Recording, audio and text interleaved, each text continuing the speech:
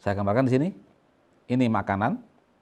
Lambungnya netral ya, ingat netral, artinya kena pH-nya naik ya antara 4 5 ya, 4 sampai 5. Maka protein yang ada di makanan ini tidak dipecah. Lemak pun tidak dipecah, dia langsung jadi trigliserid dalam darah. Karbohidrat tidak dipecah. Maka apa? Sel-sel ini akan kelaparan, Bapak Ibu. Kelaparan sekian tahun mati. Someday tinggal tunggu kapan diabetesnya, kapan stroke-nya, kapan kejepitnya, dan lain-lain. Nah, saya ambil kasus pada hipertensi, kolesterol, dan trigliserid. 1. Apa indikator seseorang kena hipertensi? Jika tes tensinya kan tinggi ya, jawabannya kan. Yang kedua, kenapa kok tinggi tensinya? Karena penyempitan pembuluh darah, Pak. Semua orang sudah tahu di sini. Karena banyak informasi di televisi, iklan-iklan, ada plak menyumbat pembuluh darah, kemudian kasih minuman herbal, obat apapun sudah langsung diambil plak itu. Jika orang yang tahu tentang biokimia, mau diambil bawa kemana? Itu kan. Yang ketiga saya tanya lagi, kenapa kok ada penyempitan pembuluh darah? Karena ada plak, ya kan? Karena banyak yang tahu sudah. Yang keempat, saya tanya lagi, kenapa kok ada plak dalam pembuluh darah? Karena ini Pak, tinggi trigliserid, kolesterol, dan asam urat. Masyarakat sudah tahu hal ini. Saya tanya lagi yang kelima, kenapa kok tinggi trigliserid, kolesterol, dan asam uratnya? Apa yang salahkan? Pola makan Pak yang salah. Kemarin saya makan kambing Pak, sehingga saya naik kolesterol saya. Kemarin saya makan bubur ayam Pak, bubur ayam Bandung. Ada empingnya, melinjonya 3 biji, langsung saya naik ke 8 asam urat saya. Padahal dahulu Bapak Ibu, waktu masih muda, sudah 20 tahun, makan melinjo, 1 toples, nggak ada masalah. Oke, sekarang jika pola makannya berubah, apakah dia sudah sembuh? Artinya jika makan sate lagi, apakah dia berani? Atau nggak naik? Sudah diet Pak, tetap nggak berani, tetap naik. Dan tergantung obat terus. Tanya ke pasien, apakah Anda mengalami gangguan lambung? Di sini saya pastikan mayoritas, hampir semuanya iya. Apa alasannya? Ini. Penyebab adanya plak itu adalah komponen non-polar, trigliserid dan kolesterol. Di sini utamanya. Kita cek trigliserid atau minyak ya. Ini minyak. Nah, nanti Bapak Ibu kalau kuliah Karnus ikut saya jelaskan di sini secara role play ya nanti. Semua minyak itu yang kita makan, mau minyak ayam, mau minyak kambing, mau zaitun, mau sawit, mau minyak kelapa, semua trigliserid. Artinya 1 gliserol, ini gliserol, ngikat 3 asam lemak. Tapi sel kita itu tidak bisa makan 4 serangkai ini. Tidak bisa. Tidak bisa makan 4 serangkai. Maka di dalam tubuh kita itu ada enzim namanya lipase yang dikeluarkan oleh pankreatik lipase atau mungkin lipoprotein lipase. Yang tujuannya apa? Memecah menjadi gliserol dan 3 asam lemak di sini. Pertanyaan saya, apa hubungannya dengan lambung? Mungkin Bapak Ibu akan tanya, itu apa hubungannya dengan lambung? Ya kan? Lambung itu di dalam pencernaan, sedangkan pemecahan trigliserid itu terjadi di dalam darah. Ya kan? Oke, kita kaji sekarang. Bapak Ibu, enzim lipase itu terbuat dari apa?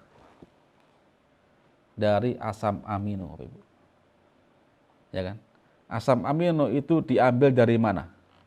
Dari semua makanan-makanan yang kita makan yang mengandung protein tinggi. Apa contohnya? Daging kambing, daging sapi, telur, ikan, ayam, tempe, tahu, jengkol. Ya kan? Tapi ingat, pemecahan protein jadi asam amino itu pertama kali dilakukan oleh asam lambung.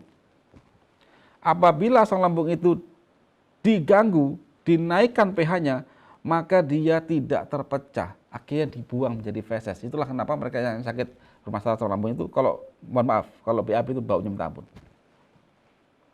Karena overload nitrogennya itu. Bakteri di dalam usus tidak mampu memecah itu. Akhirnya apa? Ya bau. Bagi orang yang berpikiran pendek, dikasih probiotik, baunya hilang. Tapi ingat, tetap selmu kelaparan. Pada saat hal itu terjadi Bapak Ibu, semua produksi enzim akan terganggu, termasuk lipase ini. Bayangkan kalau lipase itu sampai berkurang Bapak Ibu, maka semua makanan yang kita makan itu yang mengandung minyak, minyaknya itu akan numpuk dalam pembuluh darah dan akan menjadi plak. Menjadi plak akhirnya mempersempit pembuluh darah, tensi akan naik. Nah sekarang amati pengobatan selama ini. Pengobatan saat ini itu hanya mengencerkan darah. Ya kan? Tidak pernah diutak-atik kenapa ada plak. Bagaimana solusi untuk memetabolis plak itu tidak pernah diutak-atik itu. Kemudian,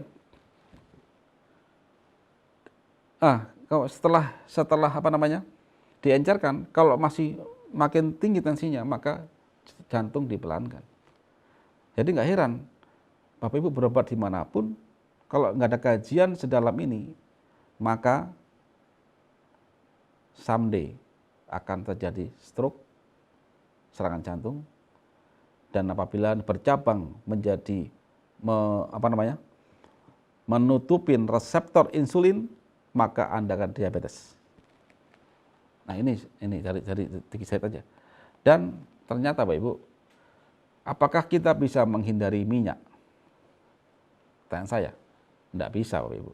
Minyak itu, lemak itu sudah Allah sematkan sebagai salah satu sumber energi bagi seluruh kehidupan sel, baik itu multiseluler seperti kita ini, sampai ke monoseluler. Lemak itu bisa dirubah menjadi bahan baku energi pengganti glukosa ya, pada saat dia masuk ke mitokondria. Dan ternyata dengan adanya lemak itu, makanan kita lebih enak. Sekarang saya tanya pada Bapak Ibu, apakah ada menu tanpa lemak? Tanpa gorengan, tanpa minyak, kacang ada minyaknya, sayur ada minyaknya, sedikit tapi, gitu kan? Artinya apa? Kalau kita tidak memahami hal ini Bapak Ibu, maka jangan harap bisa sembuh. Akhirnya bypass, hipertensi, tidak ada obatnya, yang ada hanya dikasih obat simptomatik, meskipun nanti Anda akan digiring ke kondisi menuju ke stroke. Nah,